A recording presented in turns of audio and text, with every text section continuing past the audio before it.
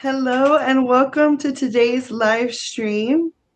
Today's live stream is a recap of our previous live streams and also a Q&A. So we're going to be answering your questions. We recently put a poll on Instagram and it has some questions that you guys still have after our live sessions and throughout this time. So we are going to be answering your questions and moving forward. And we have a very special guest today. So Kaylin, if you'd like to introduce yourself.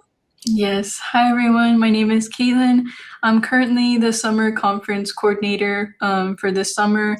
I was previously the lead resident assistant for Unity Hall, and I'm returning as a RA for my last semester. My major is integrated health science, and like I mentioned, it's my last semester, so I am a senior, and I'm very excited to be able to assist and be able to answer some questions you guys have today. Thank you, Caitlin. Yes, we are so excited to just kind of have a quick recap. This is going to be very informal, more just answering some questions, some burning questions that you have, and showing slides to kind of reinforce what we're saying and the information that we have. But to get us started, if you are here with us, joining us, please feel free to put a comment in the chat. Let us know that you're here, what your name is, anything that you'd like us to know, or any questions that you have, so that way we can answer them. And we're going to go ahead and get started with some updates. So we have our application updates. We are open for the standby list in Edinburgh. There are some questions about the standby list and how that works, and we'll get to them later this session. And then in Brownsville, we are open for room assignments. We have a few spaces left. So if you're interested in living in Brownsville, or even if you're trying to get into Edinburgh, but you're willing to live in Brownsville for a semester while we kind of get the wait list sorted, that's also an option. So there are a few spaces left. If that's something that you're hoping for, please make sure to apply as soon as possible. Thank you for joining us. I see more people joining us. So please, if you would like, please put your name in the chat. Let us know that you are here, and we are going to be answering your questions. The next is, if you scan this QR code, it'll take you to a mobile presentation with all the past live sessions. We are recapping just a few right now, a few important slides or a few information that you might need to know. So if you want the full scope of what the previous videos have been, you can scan this QR code, or even go to our Instagram and go to our link tree, and it has all previous live sessions. On YouTube, they're chaptered out, so you can click the important spaces. So if you're not really interested in a certain area, but you really want more information about Heritage Knoxville or Unity, you can click that information, and it'll take you right there. So that is all there for you in case that you want all of the information. We are actually going to pause this session and kind of switch over to our Instagram question. So Caitlin, what was the probably top Instagram question that came in yesterday? I would say the top question that we received was when move-in day is. So move-in day is August 25th. I know someone mentioned what would be the best time to move in. I believe move-in is from 9 to 4, correct? Yes. To 3. To 3. 9 a.m. to 3 p.m. I would recommend maybe coming in early in the morning. I feel like that would be best. Of course, a lot of people get the same idea, so just be prepared. If you guys have move-in wagons, it'd be beneficial to bring them. We do have some on each of our residence halls that you guys can borrow. But since there is a lot of people and a lot of traffic, it could be beneficial to bring your own as well. Another question that we had that was also common was if the residence halls have their own fridges. So with Unity Hall, all the rooms have a mini fridge and a microwave. And for Heritage and Troxel, they do not have mini fridges, but we do have the community microwaves that you guys would be able to use. And if you do want to bring your own mini fridge, it would just need to be 3.5 cubic feet. It's in our residence handbook. Those are typically a little bit small. They don't come with freezers, but some do. Just as long as they meet the height requirements, you're more than welcome to bring that. Um, Another question that we had was um, if we're able to bring whiteboards or if there is whiteboards um, to be able to have. So I know at Unity we do have whiteboards in our study rooms that you guys can use. We also have it in our TV room. Um, I'm trying to think about Heritage and Troxel. I know they have a study room as well, and I think there's a big one. But you can more than welcome bring your own, like a little one. You could also bring it for your room as well. Maybe use it as a calendar. Uh, Yes, I can confirm Heritage and Troxel do have study rooms as well. And there are areas that do have whiteboards available. But like Caitlin mentioned, you're welcome to bring your own whiteboards and utilize them where they're needed. But yes, whiteboards are available for our residence areas. Same in Casa Bella. Casa Bella Clubhouse does have a room dedicated, kind of like a little conference room area, and it has whiteboards. And then there's also the clubhouse with rolling whiteboards. So all of our areas are set up to be beneficial for you. And then for the village, we do have the village office that has areas for you to be able to study, and we are working. We can work on getting some whiteboards in there. So yeah. Another question was, how do the meal plans work and what times will the food be available? So depending on which meal plan you have, typically the standard is the 220 meal block and the 85 dining dollars. So that's available throughout the whole semester. The meals in the dining dollars don't roll over, so you would need to use them all within that same semester. So typically what I like to say is, if you were to get breakfast, lunch, and dinner all in one day, then you would have 217 meals left for the rest of the semester. Typically, you're able to use all your meals within the semester. Just because taking into consideration like Thanksgiving break and winter break, sometimes you'll have meals left over, but typically we send out emails towards the end of the semester reminding you to be able to utilize all your meal plan.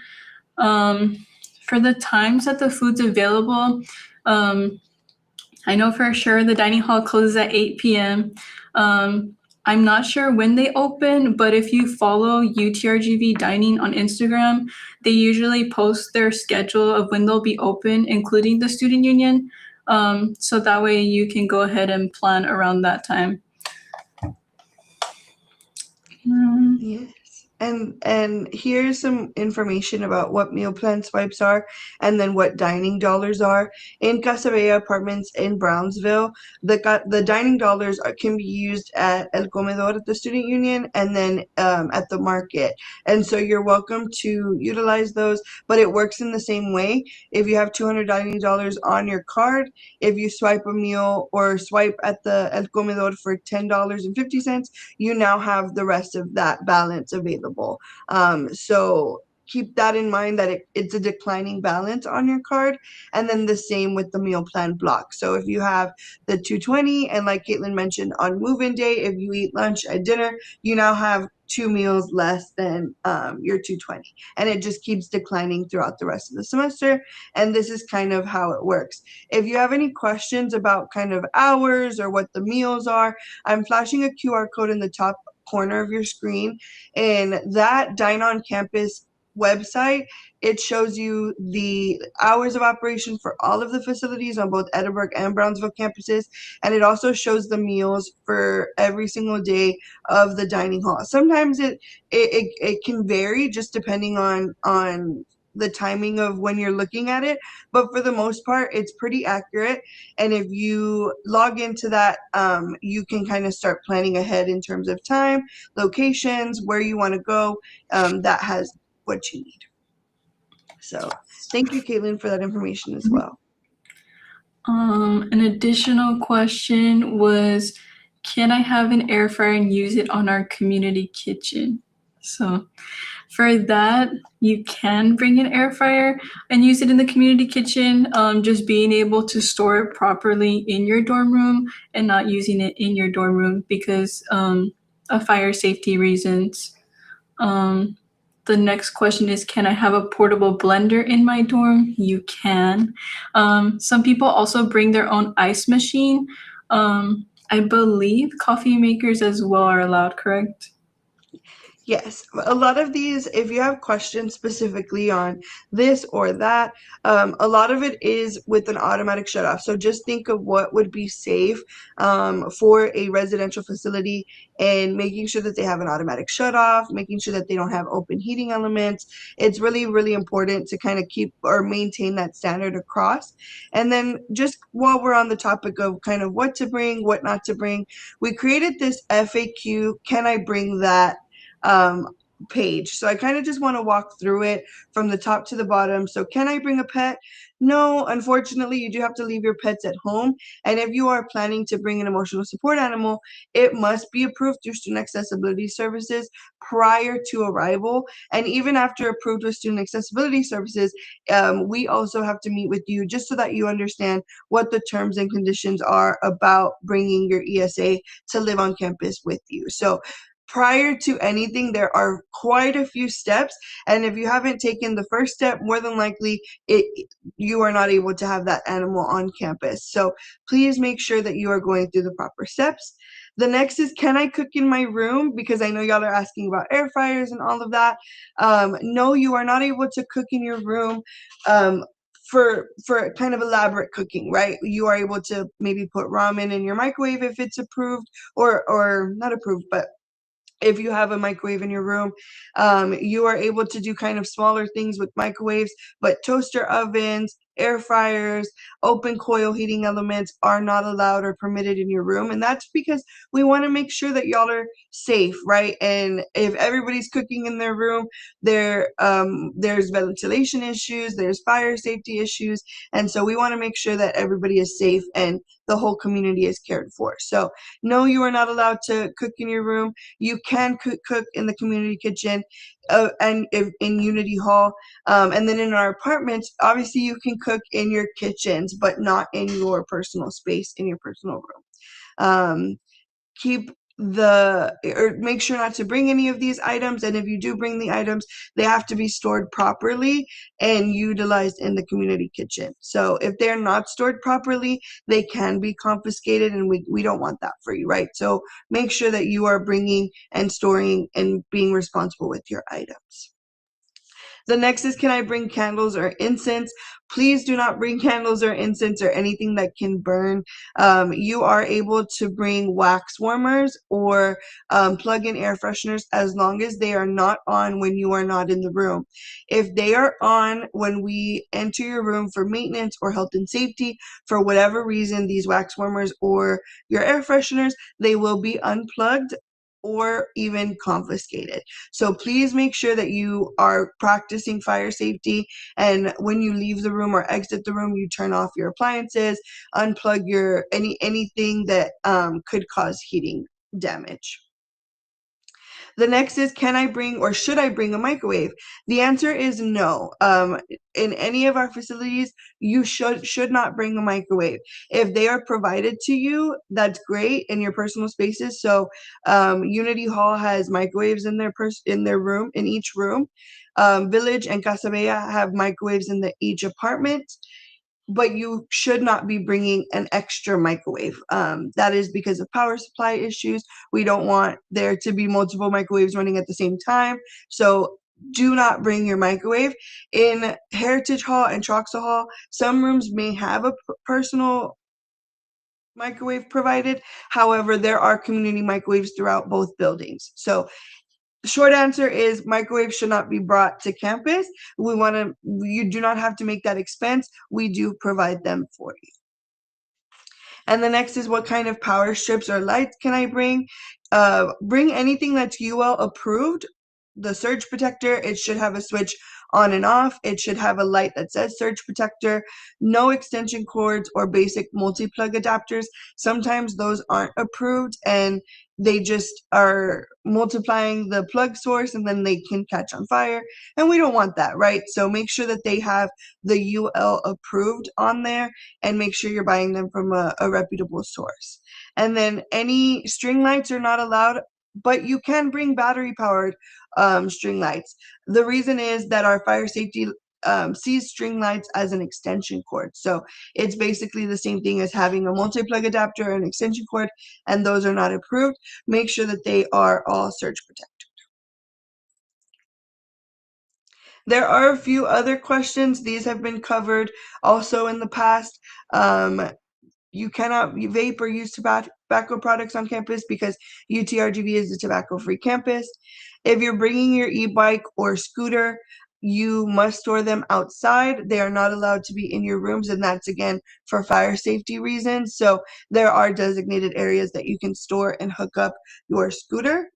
And then routers are not allowed in any of our facilities. Do not bring your routers, leave them at home. And then same with any fireworks or weapons or anything that can be construed as a weapon. So that also means your water guns, Nerf guns, gel blasters. While they are super fun, they are not allowed on campus, and do not bring them and leave them at home. Same with drugs or paraphernalia or large amounts of cash. We want to make sure that your valuables are kept safe. If you're still not sure after these two lists, or if this makes you have more questions than answers, please make sure to reach out to us through an email or our Instagram. We're going to be putting up Q&As more frequently now that we're getting closer to move-in. Or you can ask any one of us. If you see us on campus, you can let us know if you still have some questions. But we hope that again leaves you with less questions and kind of a better understanding of what to bring. Caitlin, did that kind of cover everything? Are there any other FAQs that of what to bring, what not to bring that may still be out there? There's just a couple more questions. One of them being earliest move-in date. So the earliest move-in date will be August 24th. So the day before move-in day. And that'll be the earliest one. And then another question is, how common is homesickness and what is the best way to cope with it? I know for me, I don't really get homesickness as much, but whenever I am missing my family, I just try to surround myself with my friends, just being able to talk about it or even just go to events, especially at the residence hall. As RAs, we host a lot of events. So this is a great opportunity to just be able to socialize, kind of get out of your room. And I feel like with all the schoolwork you'll be doing, you'll be pretty focused on that, so it'll take your mind off of it. So that would be it for me. But everybody has a different coping strategy, whatever works best for you. You can kind of try out different things. And Yes, I actually have something to add on to that. So, Caitlin is actually from the Rio Grande Valley, right? And so, she is local. And me personally, I'm from just outside the Rio Grande Valley, from a super small town called Hebronville, Texas, right? So it's a little further. And while a drive home was pretty easy, sometimes schoolwork and other things were happening, and going home often wasn't option or wasn't possible.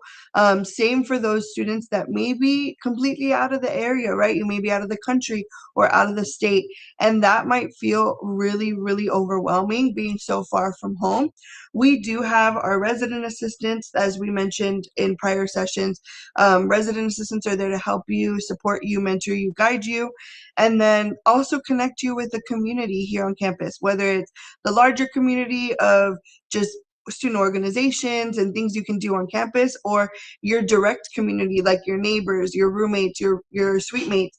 And so most of the time, if you're feeling homesick, other students might be feeling homesick as well. And it's really important to just kind of seek those people out, and don't be afraid to say hi and have a conversation, because like I said, if you're going through it or you're feeling it, more than likely other people are feeling that as well.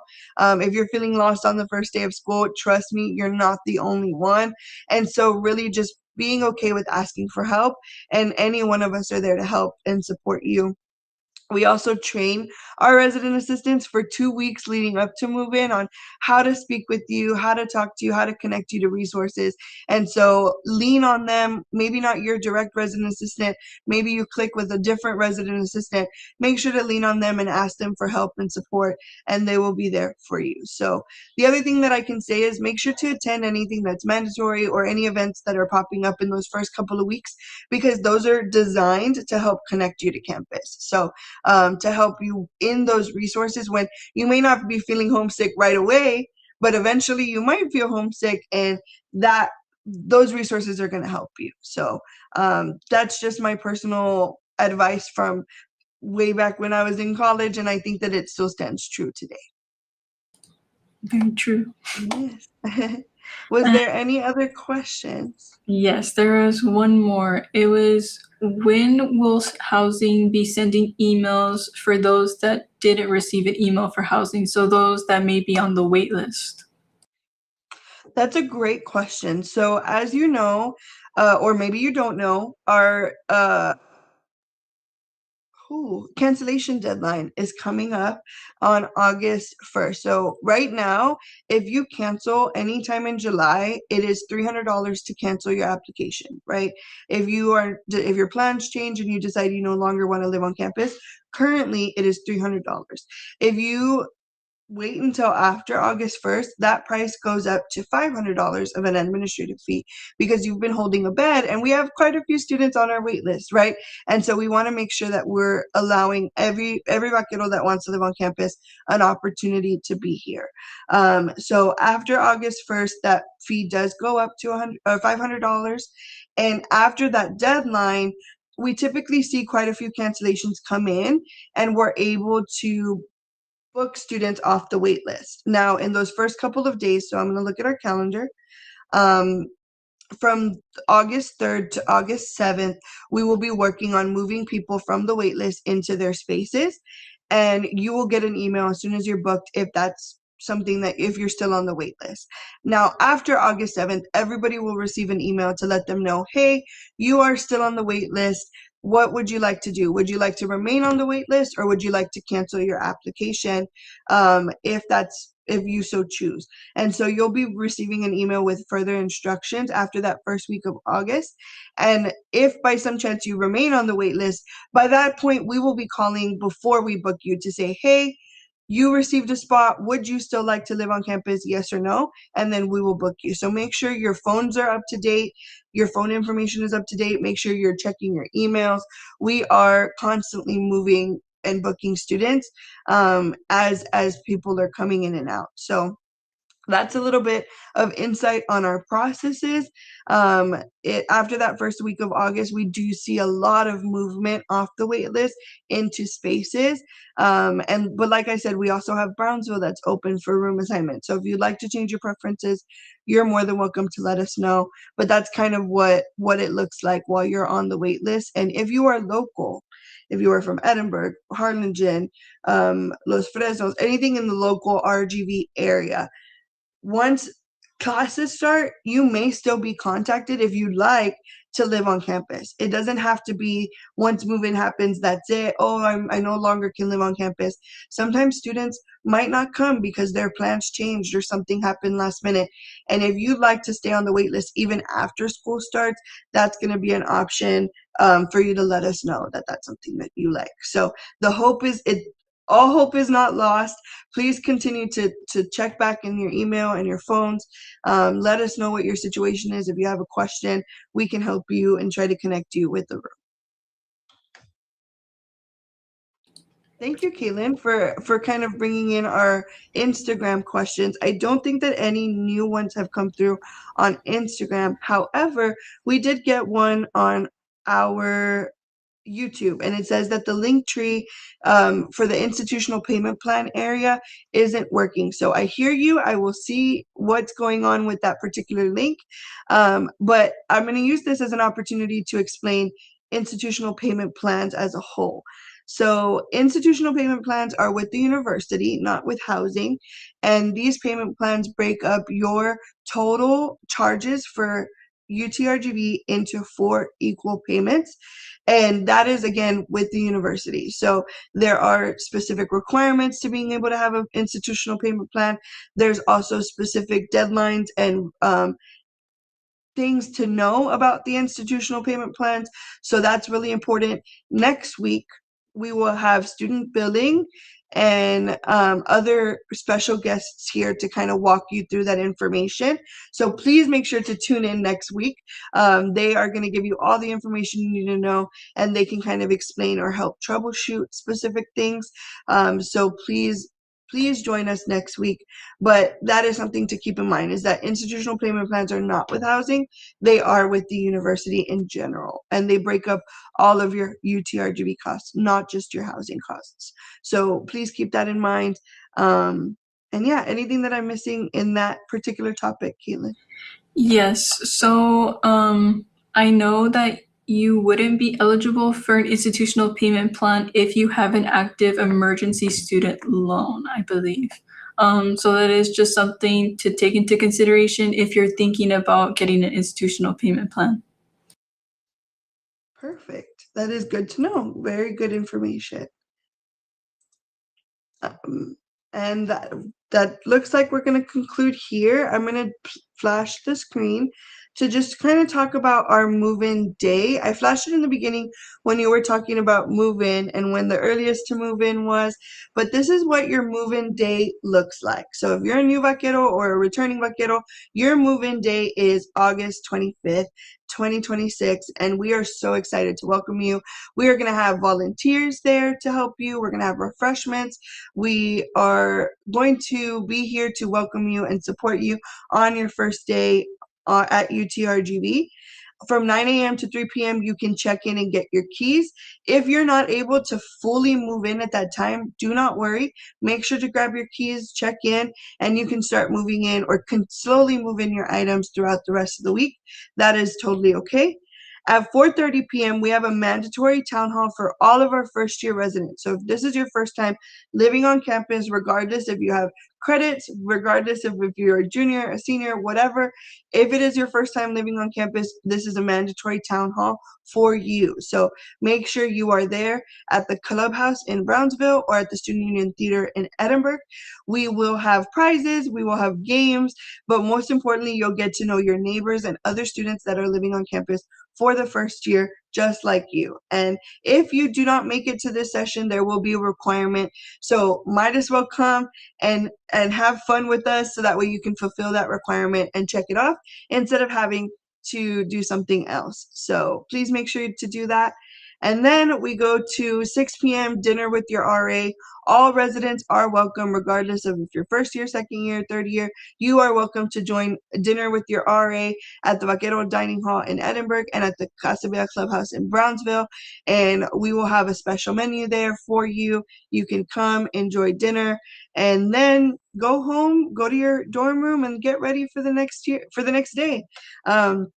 And the rest of your semester. So that's what your move-in day looks like. And just some more information is what we've kind of covered already, but make sure to check out your move-in guide on the link tree. The link tree is going to pop up here in just a second. And make sure you kind of utilize this link tree. It's your one-stop shop. Thank you so much to the student that let us know that it wasn't working. We're going to look into that. And your payment deadline is going to be August 21st, 2026. So make sure you are planning ahead and making sure you're ready to go. And make sure you're also enrolled in classes to make sure your space is secured.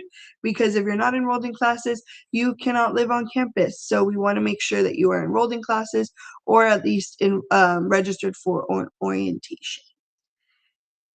Any questions? A last minute check in to see if there's any questions in the chat.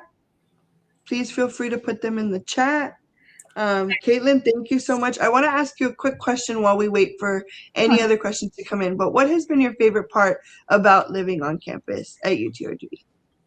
I would say, honestly, the friends that I've made on campus have definitely changed my life in the best way possible. I went from living on home to living on campus, and it was definitely a big change. But I just love being able to connect with everybody. Like every morning or in the afternoon, I see the same people. I get to talk to them. And if it's ever late at night and I want to go talk to my friends, I'm able to go to their room. So that's something that I really like, just building those bonds and connections. For sure, going to the events is always really fun. You're never really alone. And that's something that I tell the residents too. Like, you don't have to make friends your first day. You can come and join us. Um, and like you mentioned, being able to connect other residents together, whether that be within the same hall or across halls, just being able to do that's really fun. And I also wanted to add, when we were going over check-in, I know some common questions are, what does check-in look like? So essentially what that is all the RAs, and also the volunteers, were typically at the lobby area. So whenever you come in, you would let us know your name. If you don't know your room number, we will have it, but you could also check on your emails from home, that booking information, and then we'll go ahead and take you to your room. And you would fill out a room condition report, which essentially is seeing how your room looks, just marking down any damages if there is. And then once you complete that, we'll go ahead and give you your room key and your mail key. So that's what that check-in process looks like for those that may be curious. Yes, for sure. And if you are even more curious, there's a whole session about surviving move-in and thriving after, and that kind of breaks down check-in for each campus, and it has a move-in map of where everything is located. We also are probably going to be revisiting that as it gets closer. We are officially 4 weeks away from move-in, which is about a month. And so we are so excited. We are so excited to welcome you. Our resident assistants will be on campus in a couple of weeks, ready to welcome you, or to get ready to welcome you onto campus. And so it's almost here. Moving is almost here. Fall semester is almost here, and we are so excited. So again, if you have any questions, please let us know, and we will be signing off. So thank you. Yeah.